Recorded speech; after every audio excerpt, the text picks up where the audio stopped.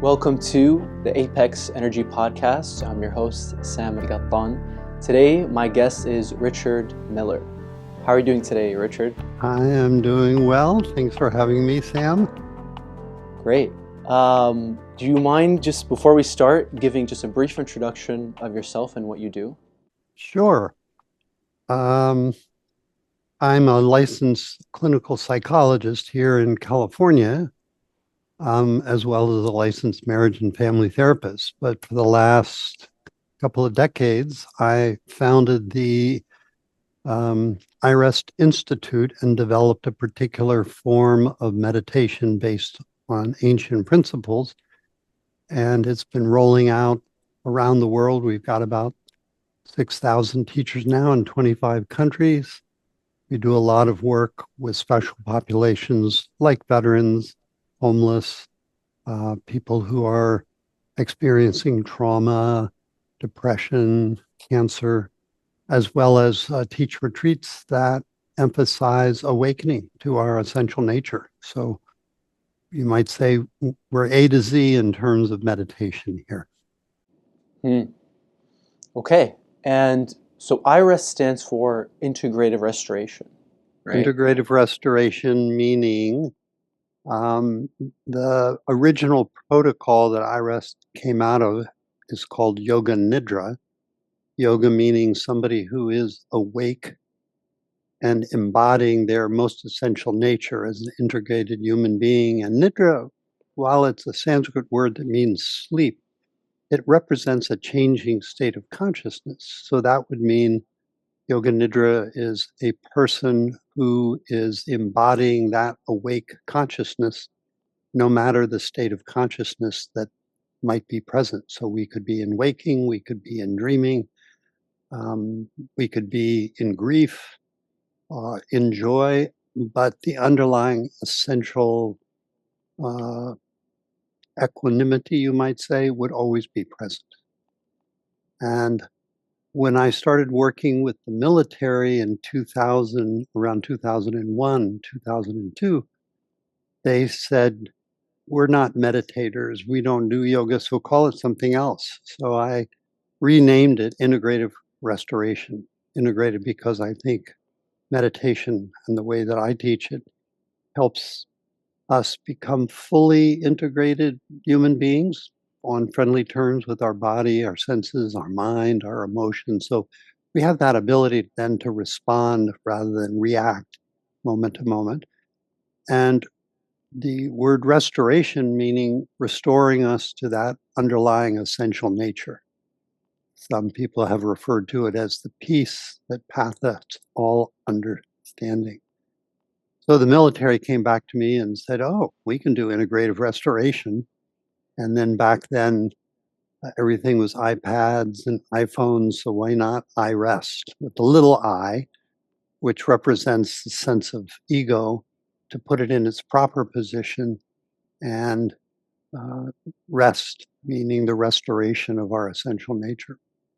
So it's over the years become known more and more as iRest for the protocol. It's a 10-step meditation protocol that weaves in, I think, the underlying essential thread behind all spiritual traditions, but it also includes psychological traditions, because I think to be a whole, healthy human being, we have to have an integration on both a psychological level and you might say a spiritual level.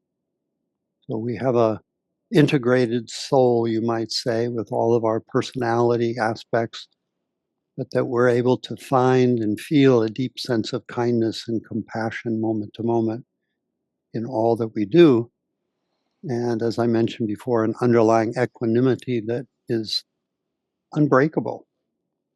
And once we can find that sense of unbreakable well-being or equanimity, we really do have a foundation from which to meet all situations. And that's really what my meditation protocol is all about, helping us really become responsive and responsibility human beings moment to moment.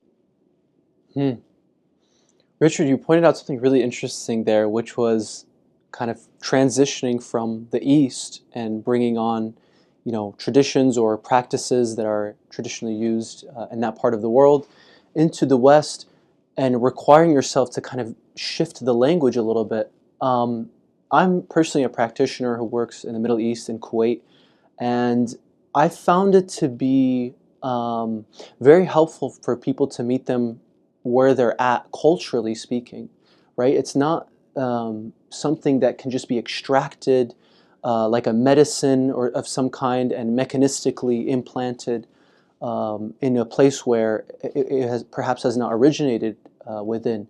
And I can see that you've kind of gift wrapped it, or have I guess molded it to fit a Western audience more. Do you mind telling me a little bit about how, since you've worked in so many countries and cultures, did you have to kind of shape shift, or at least reframe and use to change your language as you teach this method to different cultures? Yeah.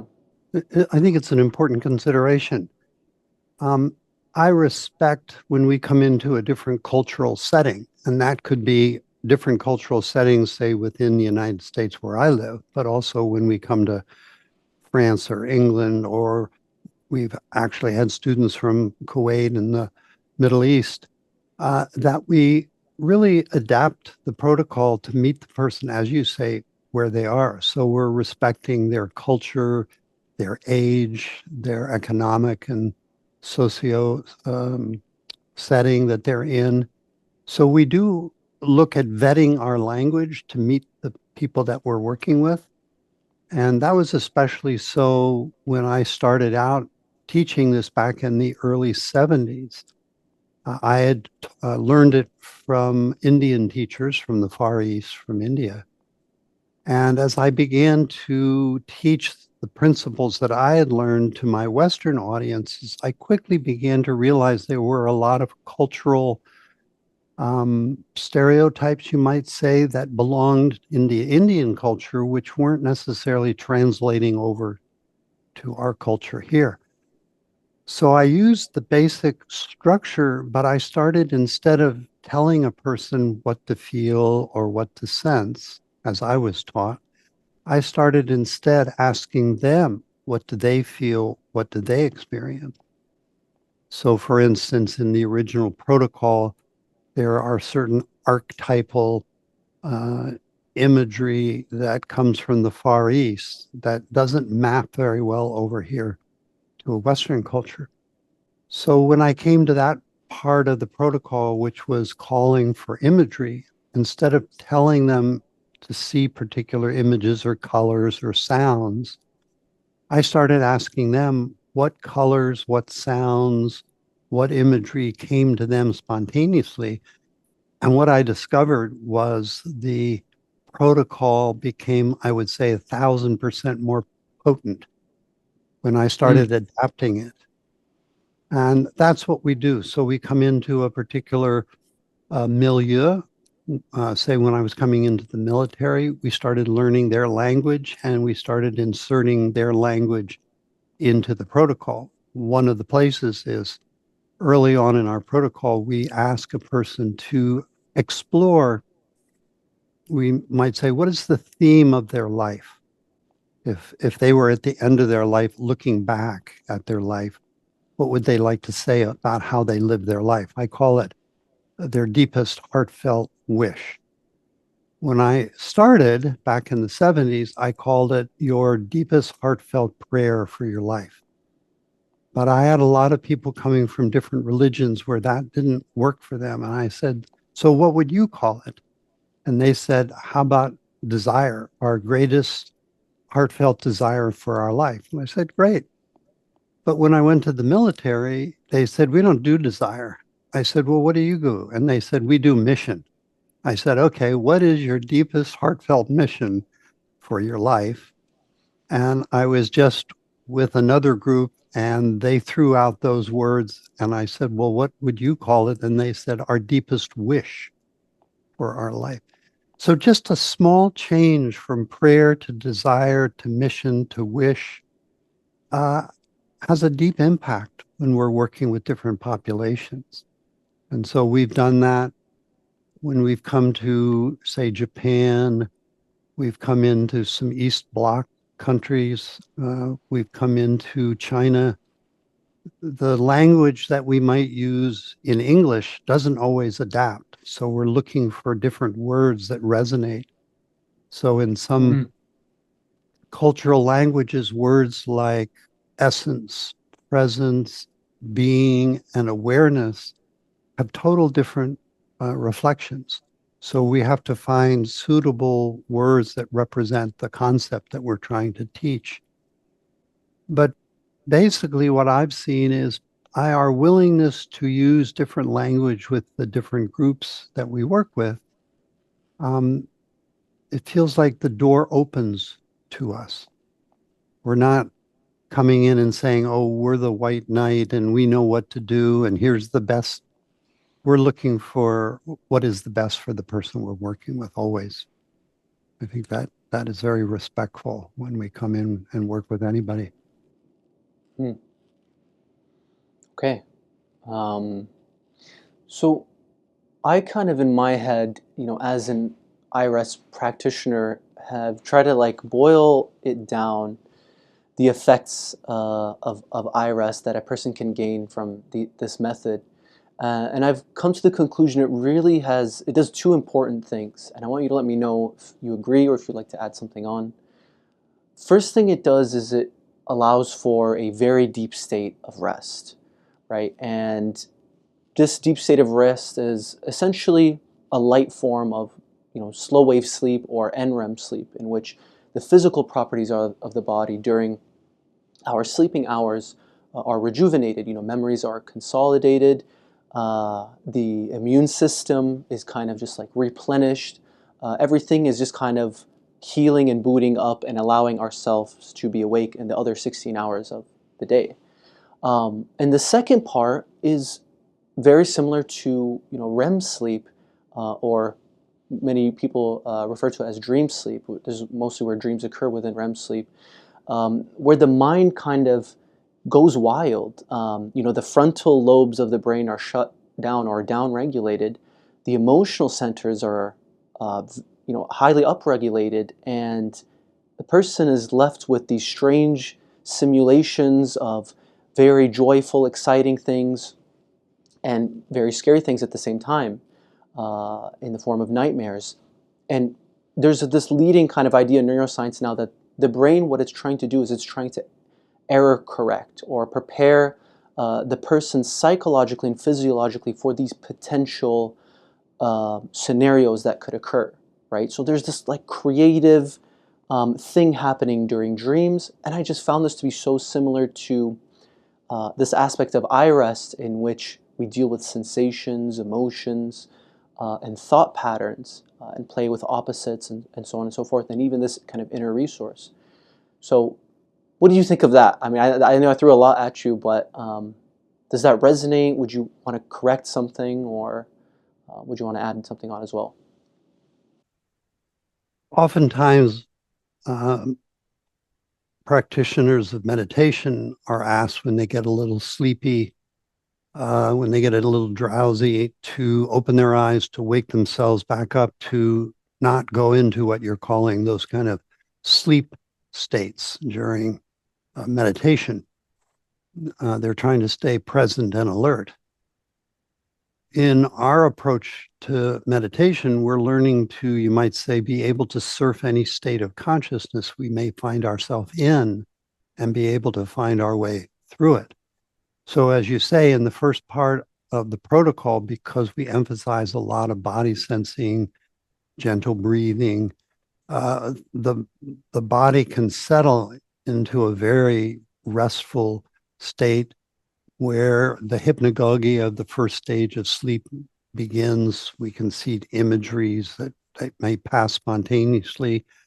One of the things, though, that we are working with, and you mentioned it briefly, is working to help a person meet and be able to work with their emotions and their thoughts. And many people are having, say, sleep disturbances because they've got undigested trauma or undigested emotions in their system that haven't really been fully digested, assimilated, integrated. And so by helping them do that in the midst of going into a very deep, restful state, what people who say have had trauma tell us, for the first time, they go off guard duty.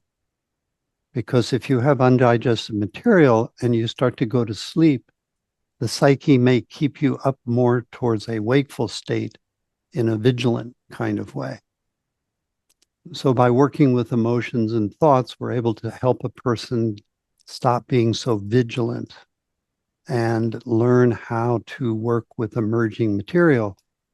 And then, as you say, we're helping a person go into these deeper regions where we are going to get these releases, as you say, that sometimes can be very joyful. Sometimes when we get into states of pure emptiness or formlessness, it can be unsettling to a mind that is used to being in a more objective world of objects, you might say.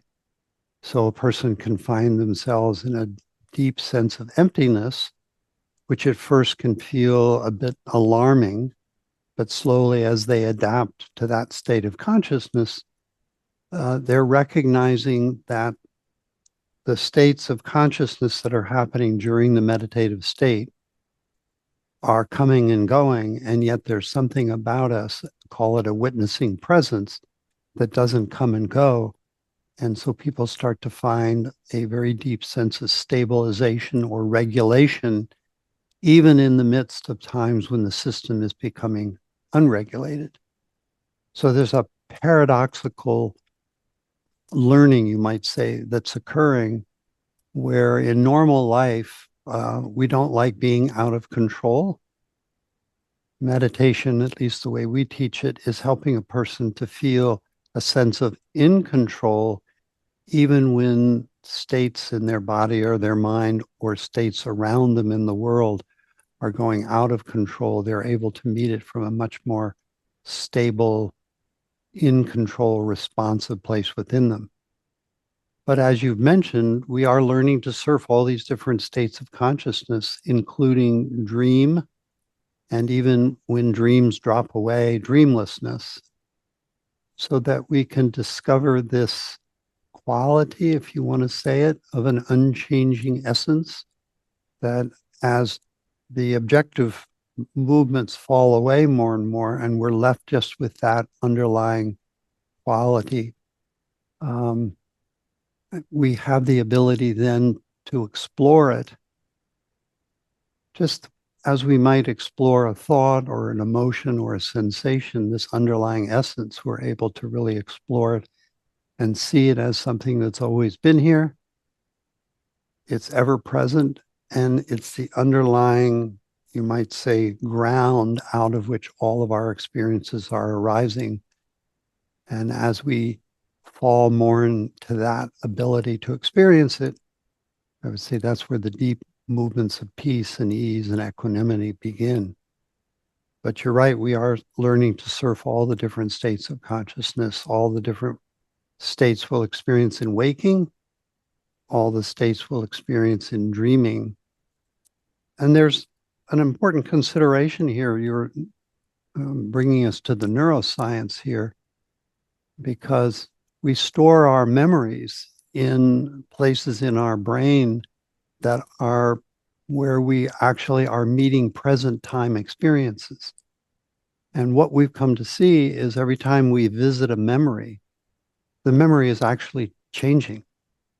So when we say, I remember this, we're actually remembering a story narrative that has been created, but we're actually not remembering the actual event because it's changed over time. So we can never say this is actually what happened.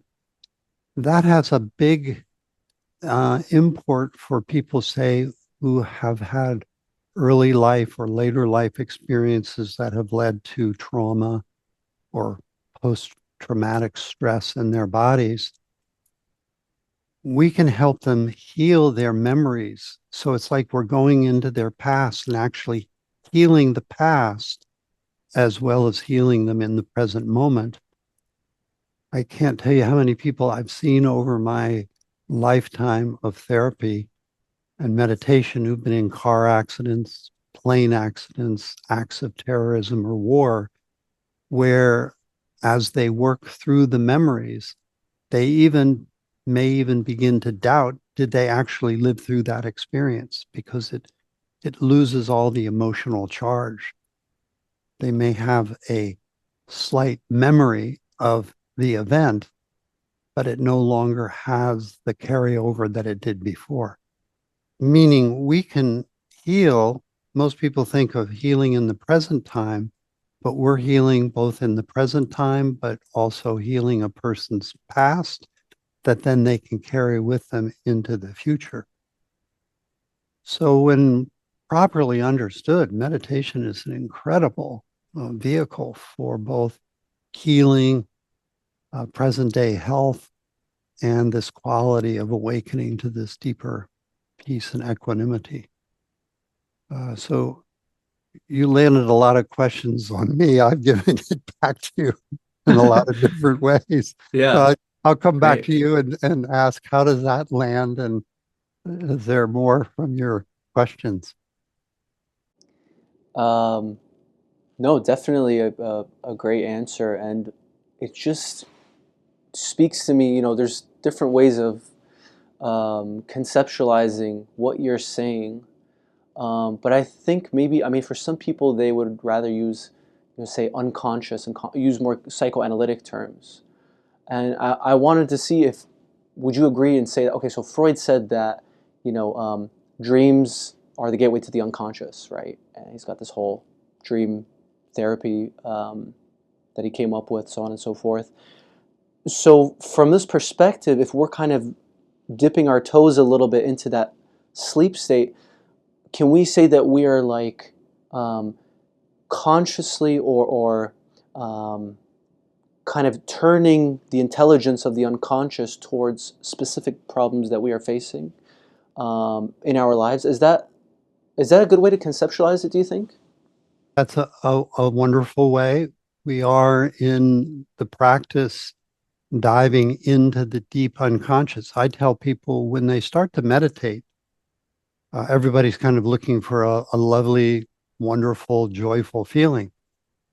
And when we start to meditate, as you were alluding to earlier, a lot of the stress that we're carrying in our body often peels away and it releases wonderful feelings of joy or well being. While we're doing that, and unbeknownst to the early meditators, they're opening the door to the entire content of their consciousness. And so at some point, through that door that's opening, is going to pour out all the unresolved emotions and memories and situations that we haven't fully dealt with in our life. So that can both be alarming when a lot of that material suddenly starts to erupt in meditation, which inevitably it's going to. But it's the good news too, because now we have access in a way that we can meet it, um, titrating our experience so we can take it a little bit at a time. And I tell people when they're starting to meditate to whisper into their unconscious. Imagine a door opening, and underneath that is your entire content of consciousness. I tell them to speak into it and say, you're all welcome back home, but please get in line. The ones that really need to come in first, get in the front of the line. Everybody's going to Mm. get to be seen, but let's not all just rush in at once. And the psyche is a very trustworthy mechanism when it understands we're going to be treating it fairly and we are really meaning what we're saying, that Mm. everybody is welcome back home, all these undigested bits. The psyche will cooperate and, in a way, give it to us a little bit at a time so we don't get overwhelmed. That said, during our protocol, we are teaching people different ways of meeting that emerging material so that they feel they've got the tools with which to meet when it does arrive. And as one of my teachers, Jiddu Krishnamurti, rightly said, it is the person who doesn't know what to do who's in trouble. We're trying to give people the tools so they know what to do with their emotions and their thoughts and these undigested experiences when they do arrive. They can meet them, they can understand them, and they can take responsive actions in their life so that they feel a sense of harmony and a sense of repair and restoration. Hmm. Very interesting. Um, so, how can this apply to someone who has chronic pain? How can this method, integrative restoration, help with someone with chronic pain? Is it just a matter of lessening and better being able to deal with this chronic pain, or is there some scenario in which a person can totally rid themselves of their chronic pain, suggesting that there's some kind of relationship between the mind and the body that's maybe not fully understood by most people? You know, early on, I realized without doing research on the protocol, we couldn't really say how it worked or with whom it would work or what issues it might be workable with. So, up to date, we've done around 45 research studies, a lot of them dealing with acute and chronic pain. And what we've discovered is pain is a very malleable quality in the body, depending on how we meet it. So, with any given person, we're trying to respect, again, the pain, say, that they're dealing with and how long they've had it. And we're offering them different approaches to the pain. So, for instance, pain itself is a concept. But the first thing we'll ask is where and how do you experience this in your body? And what is the intensity of sensation that's present? So now we've taken the concept pain and we've moved it over to the concept sensation. Then I can ask a person, let me know and describe the exact core center of this that you're calling pain as sensation, and where is its outermost border or boundary. Interestingly, that one intervention can be very powerful that when a person really explores what they're calling pain, but now as sensation, and even throw away the word sensation. So they're meeting it in a very non conceptual, non intellectual way. When they go searching for the center and for the periphery, they'll often come out, and I've seen this so many times, they'll say, what's going on here? And I say, well, what do you mean? I said, well, the pain's gone. Well, they were in their mind and the concept, they were actually holding the pain hostage, you might say, holding it. And when Hmm. they let go of the concepts and went looking for the actual source of the pain, it it dissolves often. Hmm. It's like there's a wonderful movie. It's a very short called Powers of 10. Xerox made it years ago to loud their Xerox copy machines. And so it starts with a scene in a picnic and it goes way out by powers of 10. And so at first you see the picnic and then you see the area, the garden, and then the city, and you get it. And you go all the way out into space, and all of a sudden, all the objects have disappeared. You're in space. If you go in, it goes into the apple, then into the molecule, then into the atoms, then into the quarks, and all of a sudden you're in space again. Hmm. So there's a secret intervention here that if you go into something fully, all you'll do is find emptiness. And for some people, that's an unexpected and radical shift that the pain completely disappears.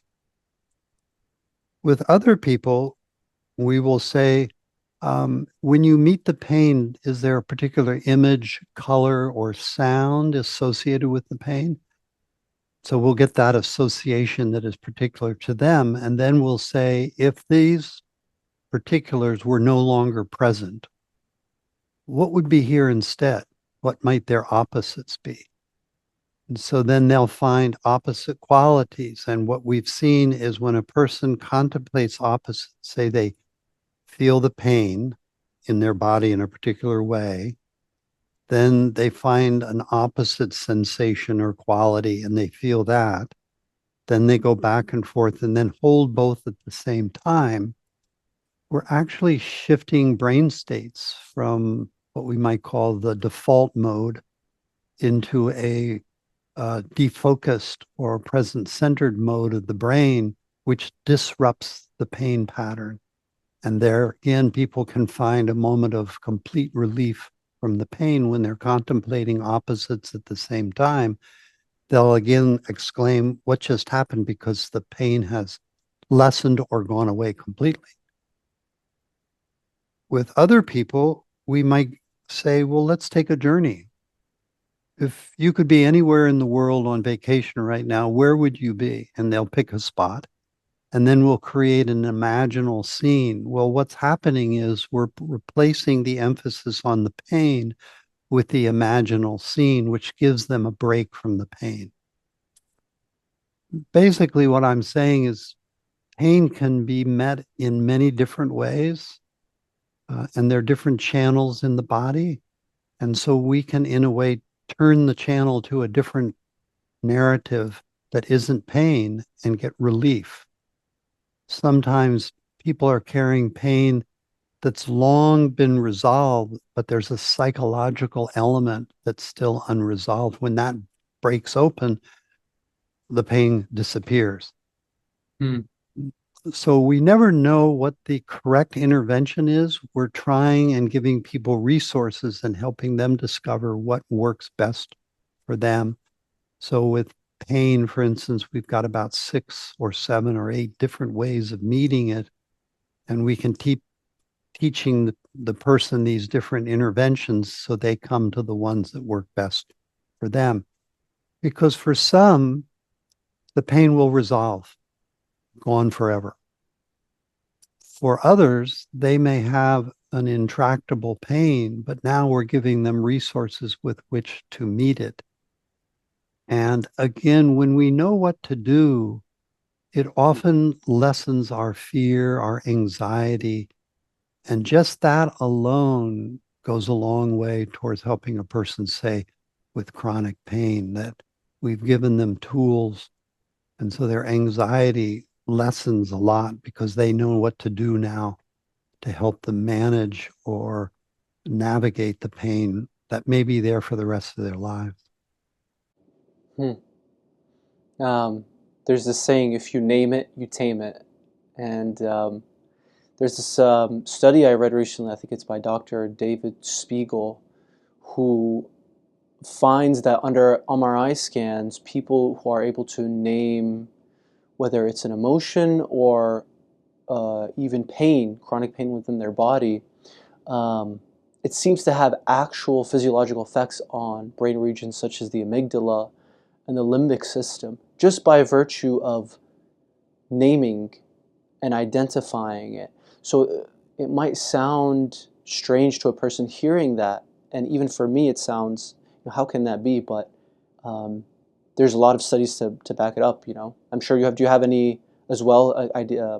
Examples of brain scans or yeah. Well, we know that when something is ambiguous, it can cause more anxiety. Our mind is created that it wants to understand and, as you say, name to get a hold of something. And so when we're working with a person, say with chronic pain, one of the first things we do is ask them, what's the label that you've assigned to it? Are there other labels that might also represent it?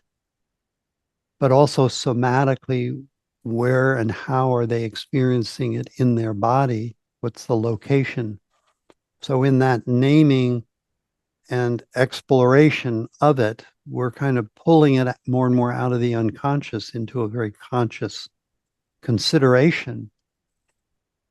Paradoxically, then, at some point, we ask them to remove the name because if we keep the name, um, in a manner of speaking, it keeps us involved in the pain, for instance.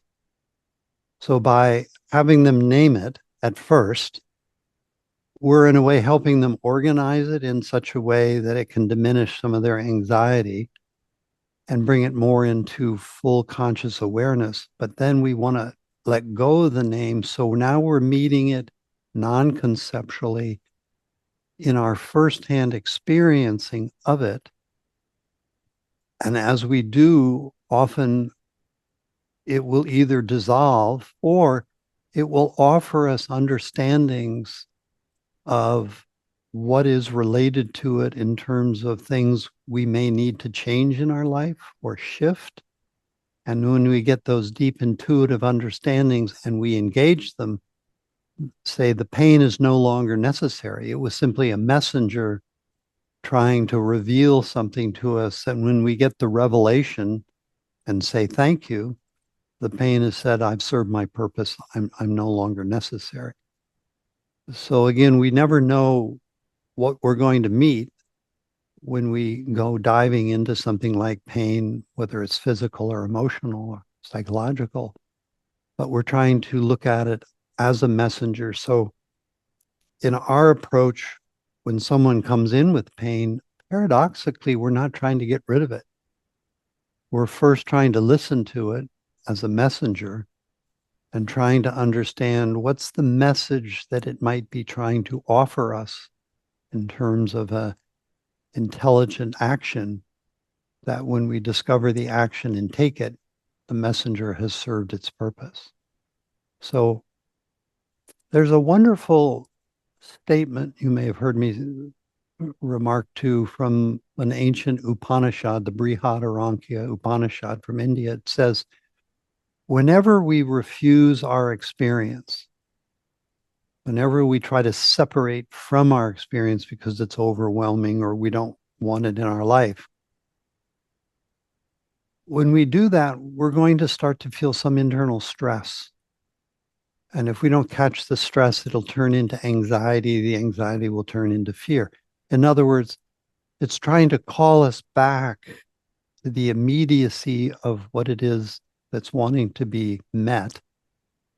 And so the anxiety, the stress is simply pointing to where we may be refusing or trying to separate from some experience.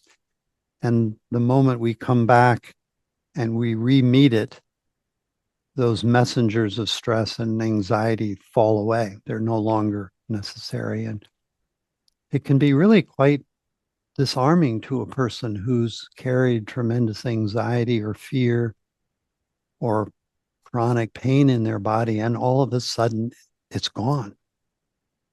Um, there's a wonderful line, I think it was from Rumi or Kabir. They said, now that I have attained what I longed for, what will I do with my longing? And so when someone loses something, even though it's something they've wished to lose for decades, like pain or anxiety, when it's gone, it can be actually disturbing. It takes us a while to adapt to the new life that's anxiety free or pain free. So it's interesting in meeting these messengers, but also meeting the after effect when healing starts to take place. Sometimes people interestingly long for the old state because it was the familiar. And now they're no longer in the familiar. They're in a whole new regimen of understanding. Hmm. Hmm. Very interesting. Um, I want to ask you one more question now, and before we move on to a different section, I'm very excited to present to you. Here in Kuwait, in the Middle East in general, we, I would say, are a very collectivistic society, right? We have family at the very top, and we can go into the whole history of why that is. And in the West, this kind of period of enlightenment has happened within the 15 and 1600s and has completely transformed the family unit. But for us, it's still at that stage where it's kind of tribal and family is at the very top of our commitments. And this proves to be a double-edged sword. It can be a blessing in the sense of we could be surrounded by love and emotional attunement at all times, and it can be an absolute curse. People could be dealing with accumulated toxicity that has happened throughout generations, and they're stuck in it and they can't get out because this is kind of how our social systems work. How might iRest, integrative restoration, help a person in this manner, in a social manner, in a broader sense speaking? A wonderful inquiry. What I have found, and this is a kind of a tangential answer, is when a person enters into this particular protocol, it's helping them fully develop as an individual human being. But what people often exclaim after they've been doing the work for a while, they come back and they say, this has deepened me into my own culture or into my own religion or into my own family understanding. And it has deepened actually their relationships with the people around them because they are, in a way, sometimes stepping out of these, you might say, inherited cultural pass ons. And as we digest them, we're able to come back and meet our group in a whole different way, much more authentic, but with a deep kindness, you might say. So I think it's really important that um, we're respecting, again, the cultural milieu that a person is embedded in. We're not trying to disrupt it. We're actually trying to help them, in a way, live within it in a much more deeper, more meaningful manner. So people come to us from different religions. They may be a Muslim, they may be a Jew, they may be a Christian, they may be a Sufi, they may be a Buddhist, they may be an atheist. But what we find is they all will say, this is helping me understand my own view and perspective in a much more richer, deeper way. That said, I do understand that when we're in a family constellation and there are carries over, as you say, intergenerational carries over, that in a way might have blunted our psychology in a way. There are certain prohibitions, certain things we can talk about, certain things we can't talk about. When a person starts to become more integrated and authentic, it can disrupt those family constellations at first. But I find, say for myself, while it initially disrupted some of the family traditions that my family carried on from their intergenerations and were passing on to me, and the buck stopped with me. That's the way that I met it. I realized there were certain ways of dealing with emotions, repressions, that were not viable in me. And as I disrupted them and became very authentic and brought that authenticity back into my family, while initially it caused some consternation and some upset, my dad and my mom eventually thanked me because it started to help them break free from some of their patterns where they were feeling stuck in. So it's interesting paradox. Yes, we're breaking old patterns which can cause disruptions, but ultimately we're we're validating or understanding the significance of being in a group. Um, when we stand alone and apart, that's going to trigger, won't it, some very deep movements in our psyche that were in place 50,000 years ago, that when we were isolated from the group, we're not going to survive unless we find another group. So I value how meditation helps us individually become very authentic.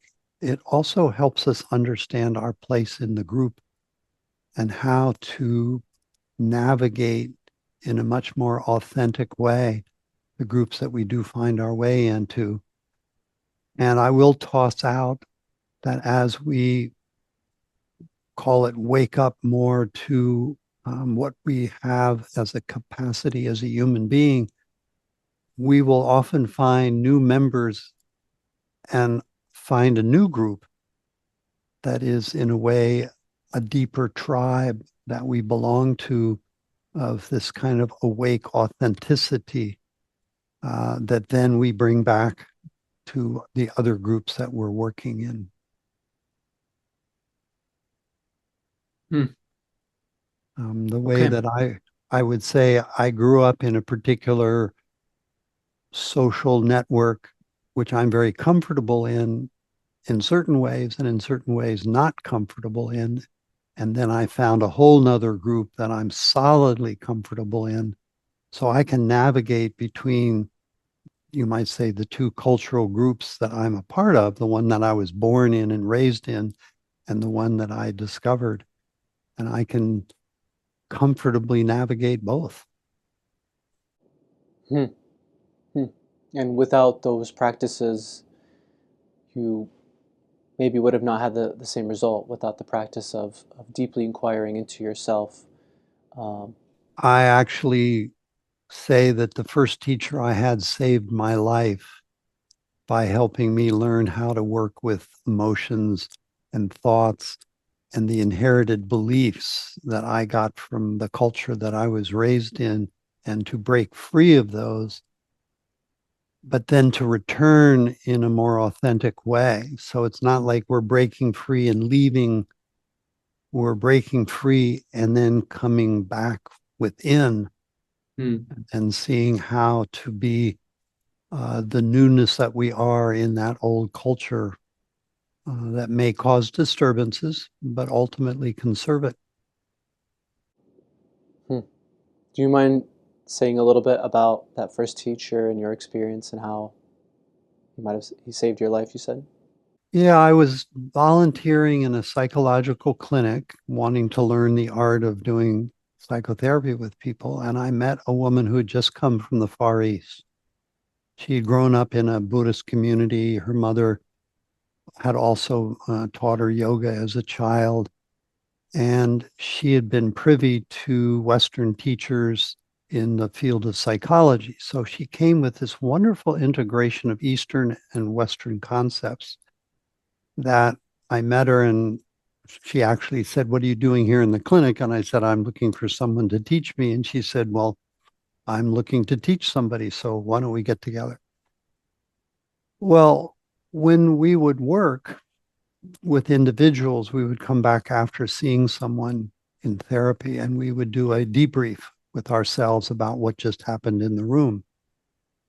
But her first question to me wasn't about what happened in the room, but what was going on inside me when we were sitting with the particular patient or client. And so it began an inner inquiry that I had never before experienced. Through her guidance, she helped me discover the different emotions that I had been feeling all my life, but had kind of relegated off to the side in the culture that I grew up in. Emotions weren't really um, brought out and discussed. And so, for the first time in my life, I was able to, as you said a little while ago, name them, objectify them, come into deep relationship with them, and learn how to be comfortable with different movements of, say, fear, anxiety, upset, anger, and learn how to meet them in a way that I could then respond to the situations that were bringing those feelings up within me in a way that led to resolutions that I had not been able to achieve before. So, for instance, anger in my family was something that no one talked about. And children, I was always told, were to be seen and not heard. So I learned how to be very quiet. So one time I came back and visited my parents after I had been learning some of these skills. And I opened up discussions one time with my dad around some experiences that I had had with him early on where he had shut down my upset. And my mom was listening in and at some point turned to me and said, "Stop that. You're not allowed to get angry with your dad." And my father turned to her and said, "Please be quiet. My son is trying to talk to me." And we had such a rich, deep conversation where for the first time I felt heard, listened to, appreciated. And I think my dad felt also very respected in the conversation that led us to an intimacy we had not had for years and years and years. And I did that with him. I did that with my mom. I did it with other people. And it broke through some of these cultural barriers that I had grown up with. And I remember sitting in my chair often and I would look over at my dad and he would nod to me and I would nod to him. And it was like we had a new understanding between us, a father and son understanding of really deep respect. It was really an amazing shift for me. But it took a certain courage to come and explore emotions and thoughts and feelings and experiences that you might say were taboo to talk about in the family that I was raised in. And all of a sudden, to be able to have the skills with which to present them and talk about them and be willing to experience the different emotions that were part of it, I developed within me a tremendous confidence. I have the understanding now we each have the capacity to meet any situation we'll ever find ourselves in our lives once we have developed the skills and the skillfulness. Whereas many people are overwhelmed by their lives, they don't have the skills in place from which and with which to meet the different circumstances in their world. And so I think the protocols like I've developed with iRest are really designed to give people the skills, the tools with which they can then navigate their life, whatever culture they find themselves in, whatever circumstances, and whomever they're in relationship with. Hmm. Thank you so much for sharing. Um, and I feel touched by that story and can certainly relate in my journey of self inquiry. Um, I'd like to now transition for the rest of our discussion into talking a little bit about the philosophy of iRest. And really, what I mean by it is kind of seeing the interconnected or the parallels that it has with some great thinkers such as William James or even Milton Erickson. And you've told me you're a big fan of Milton Erickson. And really how it compares to how modern psychological treatments are conducted, because to me it seems like there's a big gap in the two philosophies and how they operate. So I'd love to have your input on how this works. So the first thing I'll kind of, yeah, go ahead. I was going to say that the term philosophy, as I understand it, the root of the word means to to really understand how to meet life on life's terms.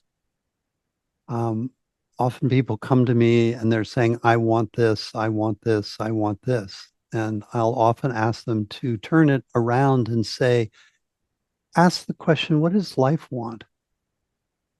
And it can be a radical shift where they deepen into their experience. Mm. And then the other word, as you were talking just initially, the word experience came to me because experience means to go all the way through something so that it's totally digested, metabolized, and there's nothing left to go back to.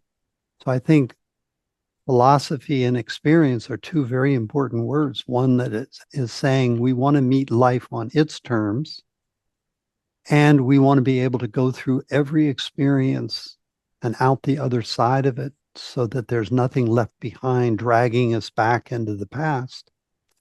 And Hmm. those are two, to me, very important considerations in the protocol I've developed to help a Hmm. person meet life on life's terms and to go all the way through each of their experiences so it's completely left behind. Yes. So everything you're telling me is really the thoughts I'm getting in my head is there's this thing called process philosophy, right? And process relational thinking.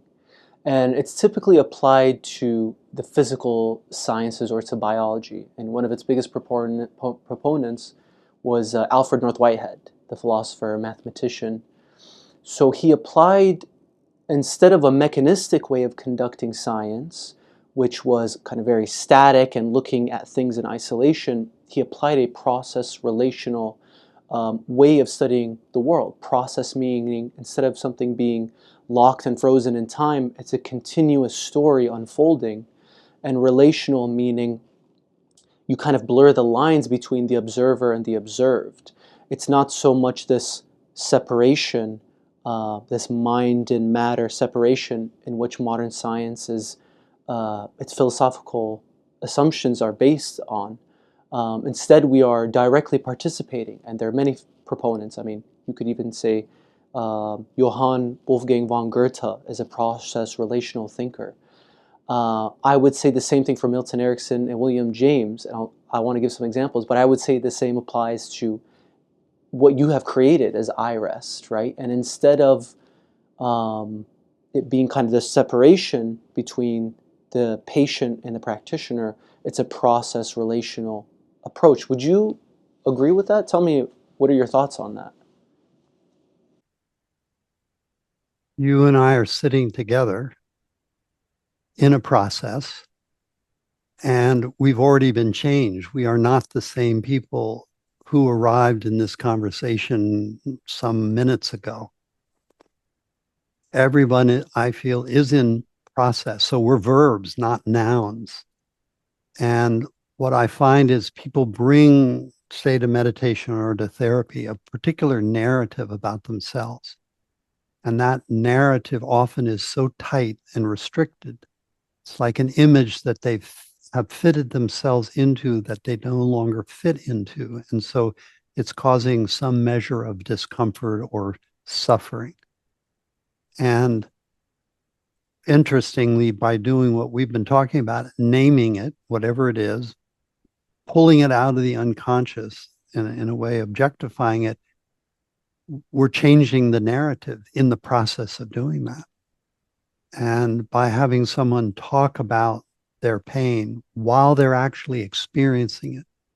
So it can't be an intellectual inquiry. It has to be a somatic, full body, body mind, you might say body mind soul um, inquiry into whatever is uh, unfolding.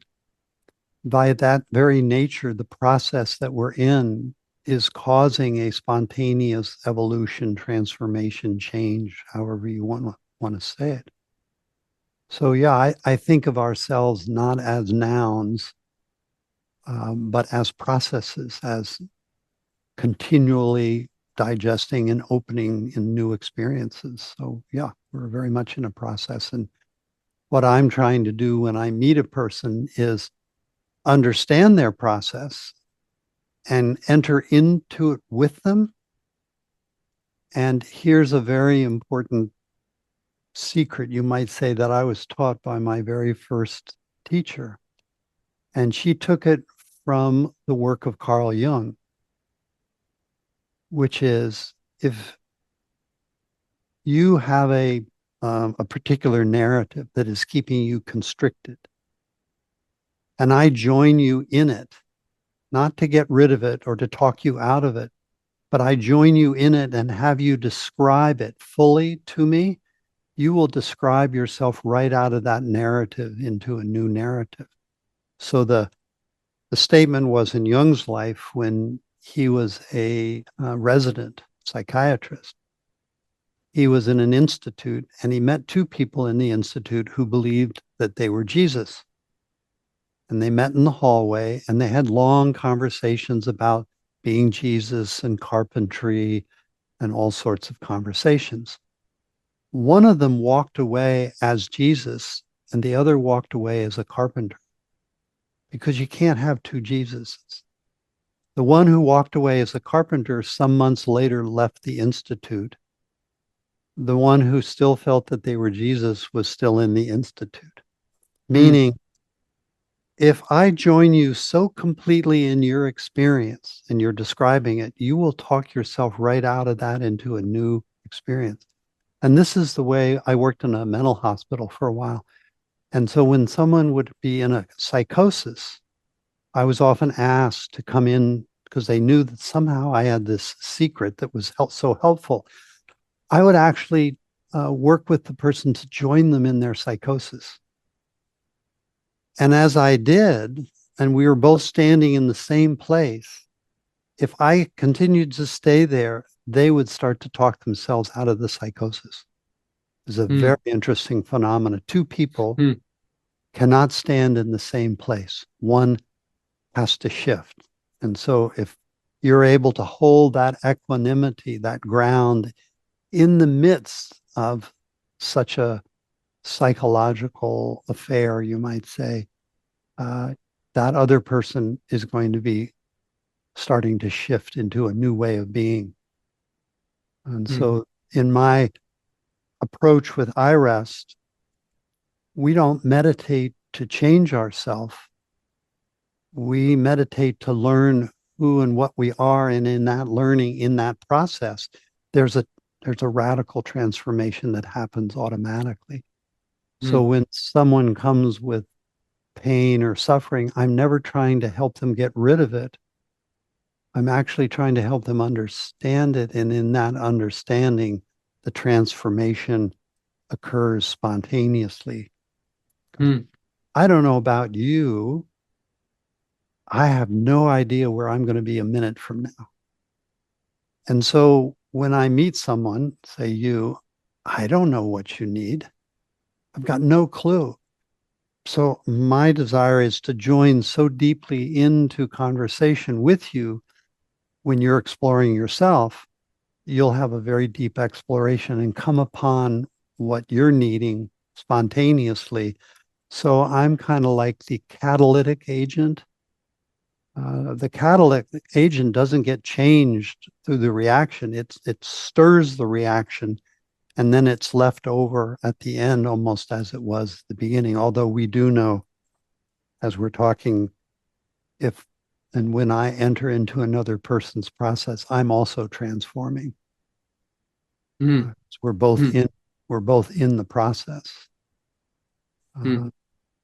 Uh, I love how when I work with people and I'm asked to stand in that very strong and steady state of equanimity or ground, that's furthering the development of that ground within me as I'm holding the ground for someone else to explore themselves. So we're always in a process and we're always changing. Mm. There's one more element, if I might speak to. While everything is changing and is in process, there's something within us that I would say is almost an unchanging quality. It's very dynamic. Call it a witnessing presence. But there is something within us that we can come into relationship with that's part of our own process where we can see the ongoing change of the process that we are and everything is. And yet we're also, in a way, meeting it from a place of unchangingness, this deep equanimity or well being that we can feel is, in a way, a steady non state. State is something that comes and goes. This is a steady non state, it doesn't come and go. That allows us to be able to uh, be in great process or great transformation and not get unsettled by it. you might say. Hmm. But that's a long-winded The saying, I agree with you, we're all in process. Yeah, gotcha. There's so many things I'd like to pull from your answer, and I just see so much of Erickson's ideas and methods in what you're doing. Like the example of that you brought up with Carl Jung sounds so similar to the idea of utilization that Erickson had. That as a practitioner, you're utilizing the patient's unique patterns of behavior and thought in their treatment, as opposed to them needing some type of exogenous agent to come and save them. And this seems to be mirrored with William James as well. This idea is very different than, I would say, talk therapy or CBT, or how standard practices is done. Would you agree with that? I would. Standard practices are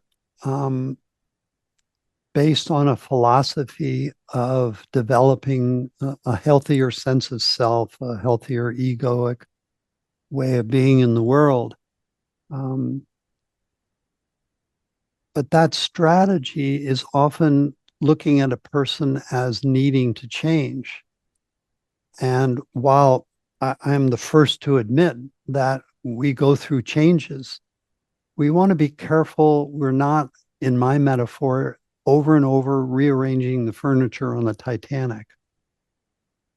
In good, healthy psychology, in a way, we're rearranging the furniture of our life so that we are more socially adept, we have less anxiety, um, we're feeling less separate around the people that we're in. Maybe we found a job that it's helped us find or develop better relationships with the people we're in relationship with.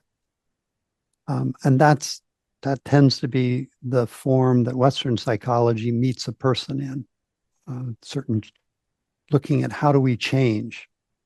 The methodology that I'm immersed in is very different, as you're saying.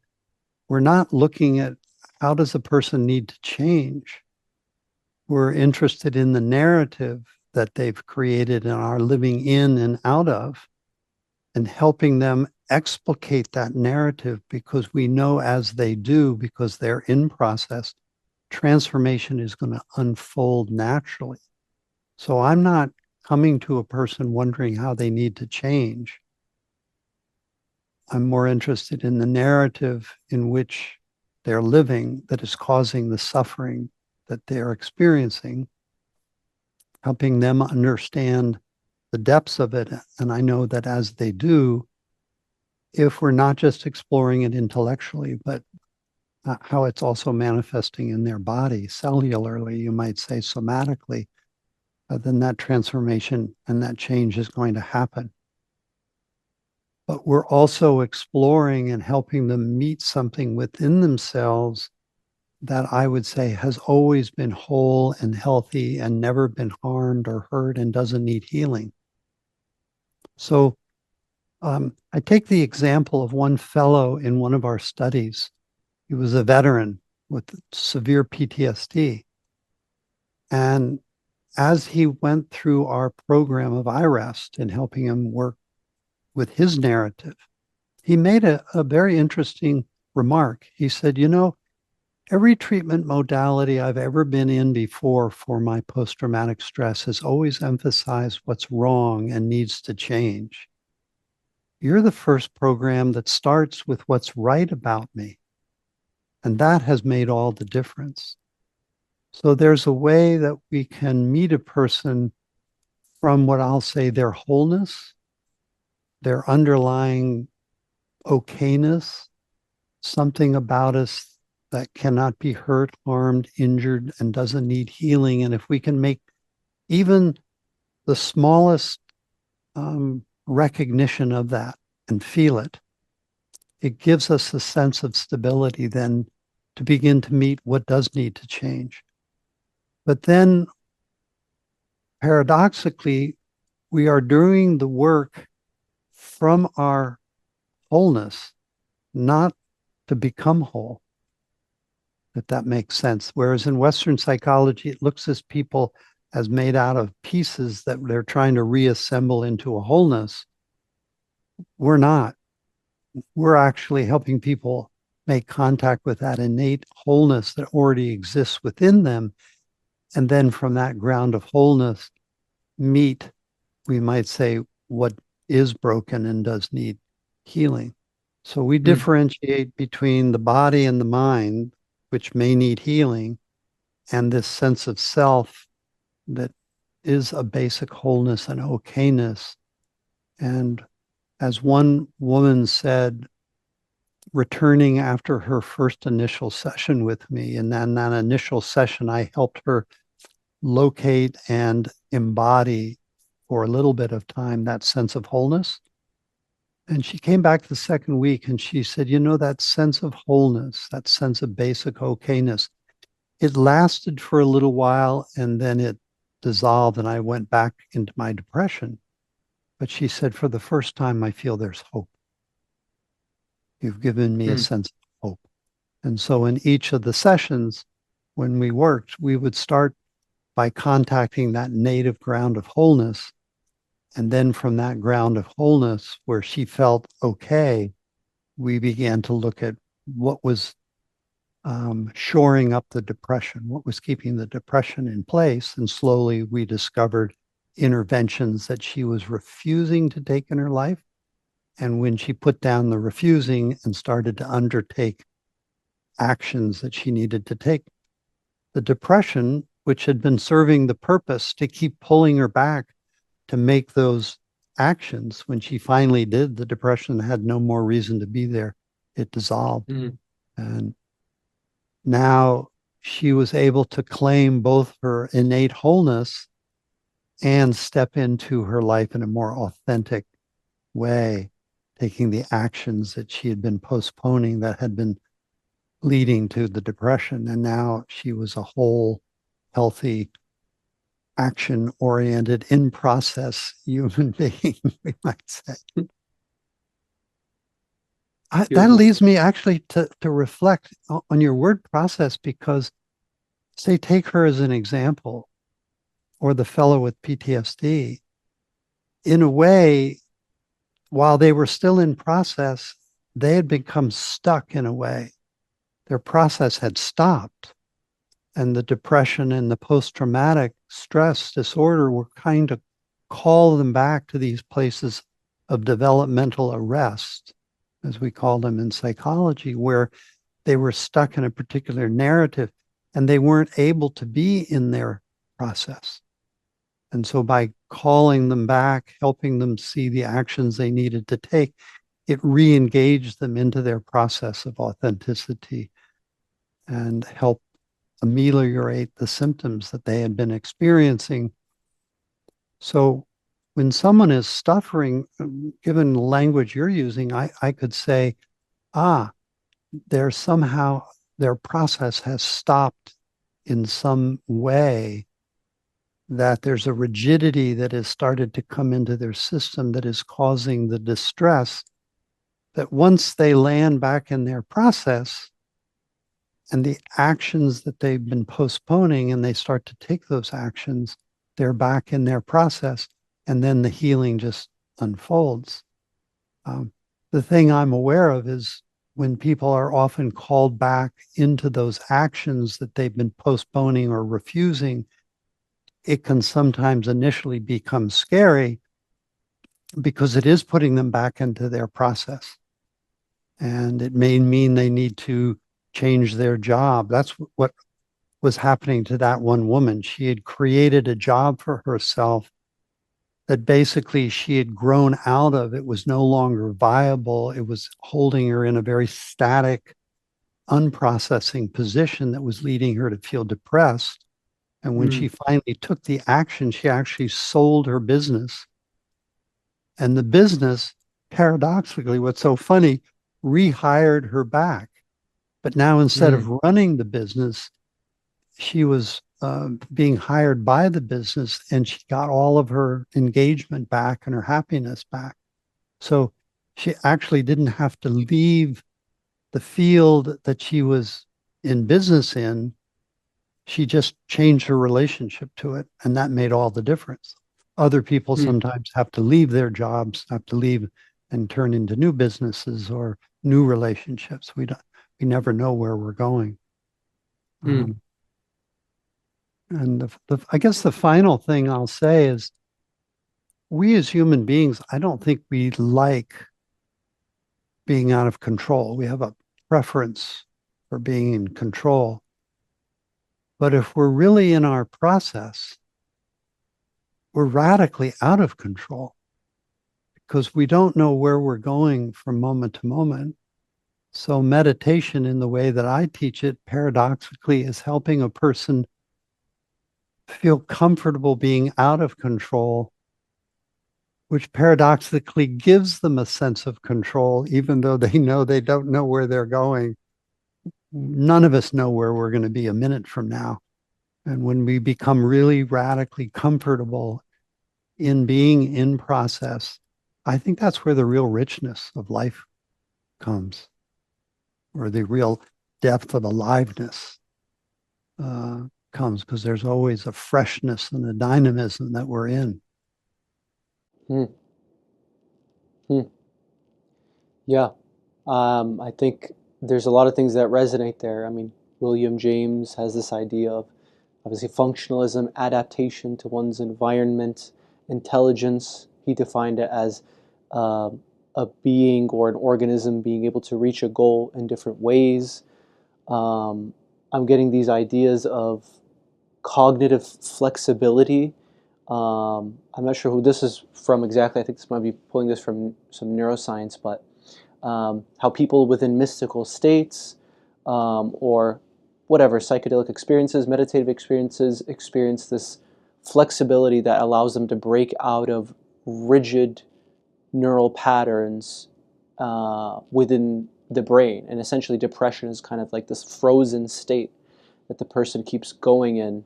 You could translate that in many ways, the high DMN, default mode network, so on and so forth. But what these states seem to do is free up the brain and allow it to become more plastic, I think that raising, yeah. that's what Freud was after in his free association, Jung in his active imagination. Saggioli was a disciple in Italy of Freud, but he went into subpersonality work, parts work. Um, we're all trying to free a person back into their process. Hmm. And I think many psychologies, many philosophies I see come to a person in a way and start to impose new ideas or new ways of being. I'm more interested in helping a person liberate themselves and come upon those in a much more creative manner. As I said, I don't know where a person should be, how they should unfold. That's particular to them. I'm more interested in how can I help them liberate themselves into their process so that the narrative that they may have been held in, which was constricting them, has now broken free and they're in a whole um, spontaneous narrative that's unfolding moment to moment. When I was doing a lot of work with couples, what I saw that over years, couples tend to form images of one another, narratives about each other. That is also part of the narrative that they've locked themselves into. And a lot of my work with couples was helping them identify these images, these narratives that they were holding each other captive in, and step out of them and meet each other fresh as they met when they first came together. So I think it's really important. How do we as individuals keep stepping out of the images that our mind tends to create? I like to call us expectation making machines. We tend to make expectations of how life is going to go, but life rarely goes in that way. Yeah. Um, so how do we keep stepping out of the narratives that are being created by our own mind so that we're staying fresh and dynamic and ever new as One person knows me very well. She said, I feel like you're the joker in the deck of cards. I never know what you're going to be like moment to moment. And I say, neither do I. So Mm, again, we're back to that process oriented way of being. And mm, as you said, James, Milton Erickson, uh, they were all masters of process. When I would see them in videos or when I watched my own teachers working with people, they never tried to impose something on the other. They just really creatively helped the other unfold into their life in a much richer manner.